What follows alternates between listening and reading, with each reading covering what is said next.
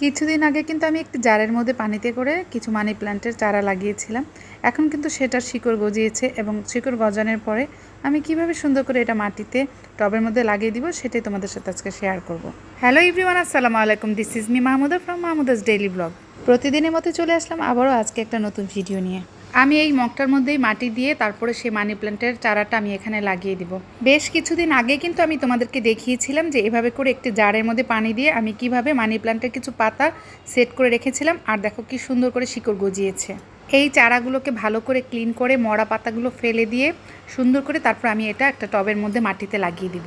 মাটিতে লাগানোর পরে যখন এটা আবার অনেক দিন পরে বড় হবে, লতা ঝুলে পড়বে, তখন এখান থেকে আবার আমি কেটে আবার এরকম একটি জারের মধ্যে পানি দিয়ে রেখে দিব। এভাবে করে কিন্তু আমি মানি প্ল্যান্টের অনেকগুলো চারা করি। আমি গাছ অনেক বেশি পছন্দ করি, বিশেষ করে সবুজ গাছপালা এবং বারান্দায় বাগান করতে আমার খুবই ভালো লাগে।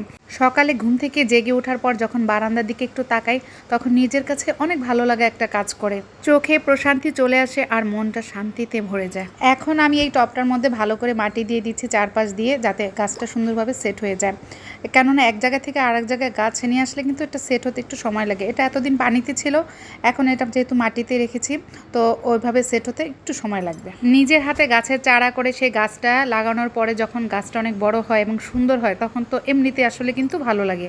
গাছের গোড়ায় ঠিকমতো মাটি দেওয়া হয়ে গিয়েছে। এখন আমি এই মগটা সুন্দরভাবে একটা ঝুড়িতে ডিসপ্লে করব। এই মগটা বেশি একটা সুন্দর না নষ্ট হয়ে যাচ্ছে, সেজন্য আমি এটা ঝুড়িতে বসিয়ে দিব।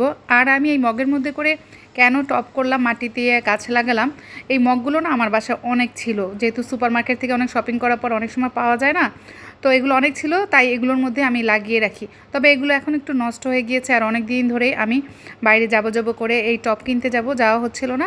তো যাই হোক, আজকে এটা লাগিয়ে দিলাম। আপাতত এভাবেই ঝুড়িতে সাজিয়ে রাখি, পরে আমি সুন্দর সুন্দর অনেকগুলো টব কিনে নিয়ে আসবো। মাটিতে চারা লাগিয়ে দেওয়ার পর তারপর সুন্দর করে একটু পানি দিয়ে স্প্রে করে দিবা, পাতাগুলো একটু সুন্দর করে ধুয়ে দিতে হবে। আর হচ্ছে মাটির গাছের গোড়াটার মধ্যেও একটু ভিজিয়ে দিতে হবে।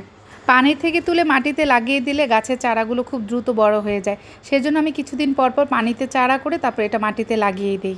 অল্প দামের একটা ঝুড়ির মধ্যে যখন আমি এই টবটা রেখে দিলাম, তখন দেখো দেখতে এটা লুকটা পুরো চেঞ্জ হয়ে গেল না? কত সুন্দর লাগছে না দেখতে? দেখো, আমার কিন্তু আরও পানিতে চারা আছে মানি প্ল্যান্টের।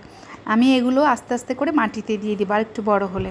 আমি এখন মানি প্ল্যান্টের এই চারাটা ঘরের যে কোনো একটা জায়গায় একটু রেখে জাস্ট ডিসপ্লে করে তোমাদেরকে দেখাবো যে লুকটা কত চেঞ্জ হয়ে যায়। আসলে সৌন্দর্যটা মনকে তুমি যেভাবে সুন্দর করে রাখতে চাও তুমি সেভাবেই কিন্তু রাখতে পারবা। আমি কিন্তু এখানে এই টবটা রাখবো না আজকে, জাস্ট শুধু একটু ভিডিও করার জন্য এটা এখানে রাখলাম। যে কোনো গেস্ট আসার আগে বাসায় যে কোনো অকেশনে তুমি যে কোনো একটা ঘরের কর্নার কিংবা একটা টেবিল জাস্ট একটুখানি সময়ের জন্য, একটা দিনের জন্য এভাবে সুন্দর করে সাজিয়ে রাখতে পারো। অল্প দামে কিন্তু অনেক সুন্দর করে অনেক কিছু সাজানো যায়। সবাই ভালো থাকবে, আল্লাহ হাফেজ।